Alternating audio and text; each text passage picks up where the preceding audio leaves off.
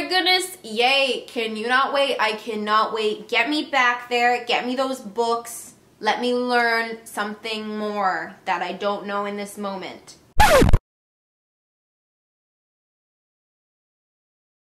So today's video is going to be a back to school video.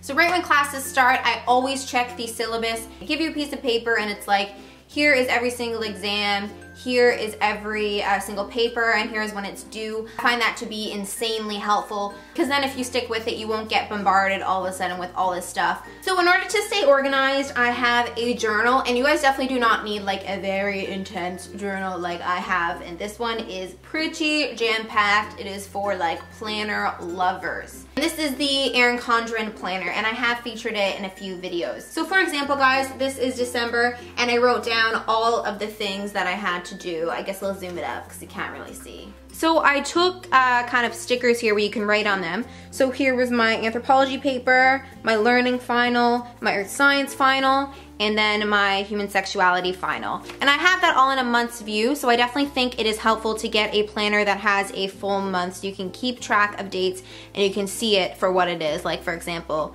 this sucked. This was not fun, not a fun 3 days. Okay, so this is on the side and it is weekly goals. So I would look at the month and it would be like, okay, I got this, this, and that. So I would categorize it weekly, and every single day when I would open my planner, I would see it. So we categorized it by school and then also by other. So it was just kind of like YouTube and life to do stuff. I know what my roommate does, and she prints off a calendar and then she just like sticks it on her wall, and then it just kind of has all her dates there. So if you don't have a planner, or if you're not interested in getting a planner, you can also do it that way, just so it's like by your desk. And in terms of writing notes, I actually just got another notebook by Erin Condren. This is what it looks like. So guys, with Erin Condren, you can completely like customize the cover. Anyways, they market this as a notebook for students. I actually got it for YouTube though, just because that was kind of more helpful for me, but I'll still show you guys what it's like. And I just got it, so I barely have anything in it. You can actually get dividers for it, and they have a bunch of different ones. I didn't stick with the exact same thing. I kind of did it all like jumbled up. And then on the other side, it has this kind of, I guess almost like whiteboard. You can just write whatever you want to on it. And this is like the only page that I've done in the book. And at the top, I wrote a very inspirational quote. It says, "Never give up on a dream just because of the time it will take to accomplish. The time will pass anyway." I really resonate with that quotation. I like it a lot. And then I actually found like these kind of like, I don't know if kitschy is the right word, but I want to say kitschy notes. I don't know. At I think it was Marshall's or something. So anyways, I wrote down video ideas, holiday break. And then I actually just took washi tape as the kind of like bullet points. This is what it looks like close up. And then I just used washi tape there and then a sticker on the other side. And then my next divider is finance. This one is for social media. It's probably my favorite color. And the last one is companies. And then you could also just have like a generic notepad to write down any notes that come to your mind, or just like quick things for school if you don't want like an intensive kind of planner like those. Yeah, so I got this one at Marshall's, and I just think it's so cute. Like the clipboard is all polka dots, and then it says notes in gold. And if you have some really nice pens and stickers, like you could really dress this up. This whole kind of style reminds me of Kate Spade. And this is what it looks like close up. So I've just been using this for video ideas lately. My last point for organization is, if you have a clean desk, you have a clean mind. For me personally, I get very overwhelmed if I'm in a place that is messy.